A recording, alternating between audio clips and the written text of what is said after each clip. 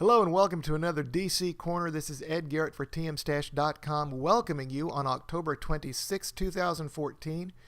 We're going to look back at the previous week in DC news and reviews and look ahead to the new books coming out on New Comic Book Day, October 29th. Let's talk a little bit of TV first, and just a couple of the shows. There certainly are a lot of shows out there right now, but I wanted to talk about The Flash. It's been picked up for a full season by CW. I'm glad, it's well-deserved. This is an unapologetic comic book series, but it's a critical hit, it's a ratings hit, and it deserves to be. We still have not seen a classic Flash Rogues Gallery villain. This past week was The Mist, which is more classic to Starman, but hang on to your hats, Captain Cold is coming. Still, this episode centered on some other issues like dealing with the apparent death of Ronnie Raymond in the particle accelerator accident and that impact on Caitlin Snow, on Cisco Ramon, and on everybody. And we get yet another reveal about the very mysterious Dr. Harrison Wells. This one has it all. Great storyline, great acting, great special effects. If you can't catch The Flash on your home TV, or if you're needing to catch up, if you can get the CW app on your iPad, get it. You'll see all of the episodes in full for free. So don't miss out. The other was the debut of Constantine on NBC on Friday night, and it's gotten some mixed reviews and some folks picking apart the character, talking about how the comics version smokes, the TV version doesn't seem to, or other issues. I liked it. I didn't think of it as highly as I did The Flash, but that would be hard to do. It certainly has my interest enough to catch another couple of episodes and see where it leads, and I'm glad to see more comics-based shows on TV, so let's see where it goes. Okay, let's talk some comics real quick. A great debut came out this past Wednesday, Arkham Manor #1. I know we're flooded over with Batverse books, but this one's more than worth picking up. After Arkham Manor was blown up in another storyline, the officials in Gotham are trying to figure out where to put all the residents of Arkham, and of course nobody wants them nearby. They finally decide to take Wayne Manor by eminent domain while they're trying to rebuild a new Arkham Asylum. I'm glad to see that twist on there. It would have driven me crazy to think of Bruce Wayne willingly giving up Wayne Manor. But he does get to the place in time to concrete over any entrances. No one's going to find a secret place behind the grandfather clock and stumble into the Batcave. That's not the issue. The issue is a mysterious and very violent death that happens very quickly in the new Arkham Manor. And Batman's got to figure out how to get in and do the investigation to a home that's no longer truly his. This is a great starting point. Jerry Duggan writes this. Sean Crystal's drawn it. Dave McCaig handles the colors. It's well worth adding to the buy pile. Grab it. Another wonderful book to grab this past week.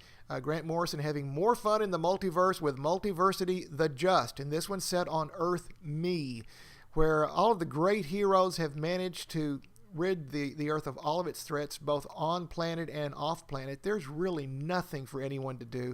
And this new generation of heroes are basically publicity-starved reenactors of prior exploits. So you've got a Damian Wayne Batman who is an item with the daughter of Lex Luthor. You've got Con-El slowly turning into Bizarro. You've got Garth as the new Aquaman of the world. The prior Superman's robots are keeping everything safe.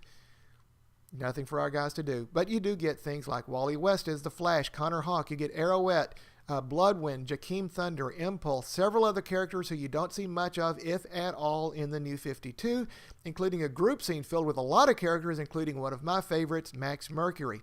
But can this softened up, pampered group of heroes really stand up to a real threat? And that's the key to this story. Ben Oliver does the art. Grant Morrison again does the writing. A great book, and of course a lot of the fun for the next couple of years in the DC multiverse is coming out of this series, so don't miss it. Let me grab a couple of quick notes on some of the weekly series out here. Future's End had several storylines going on. One group escaping the Blood Moon, another with 50 Sue, who seems now intent on freeing Cadmus Island from the influence of Brother Eye. At least that's what she's telling folks.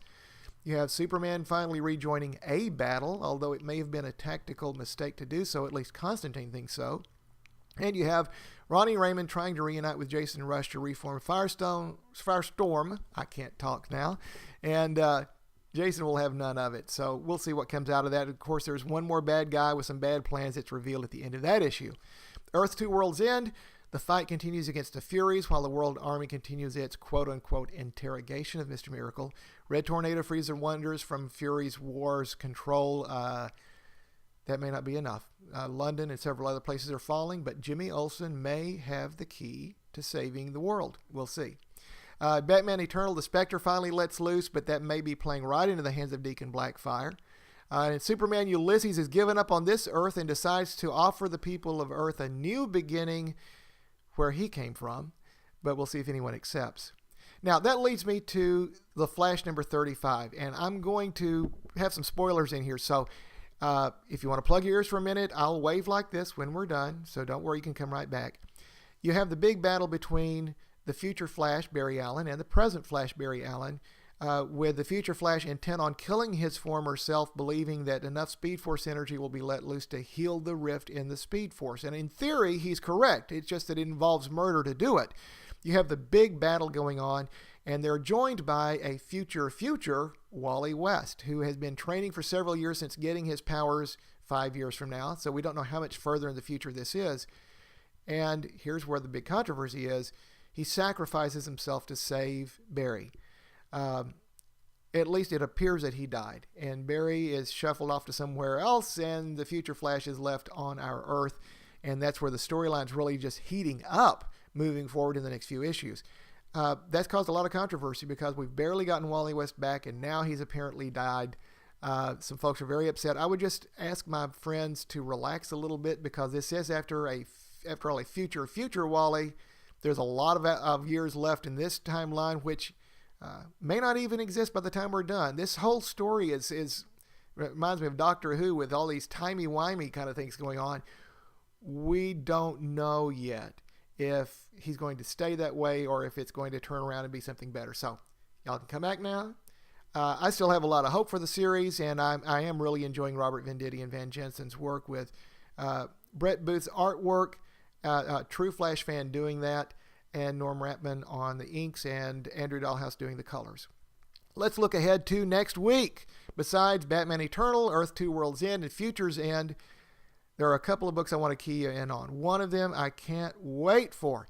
The Justice League United Annual number 1 brings back the Legion of Superheroes. Now, I'm an old fan who actually was buying the originals of Jim Shooter's work back in the day. I'd pick them up brand new for 12 cents each. I've been a Legion fan for that long.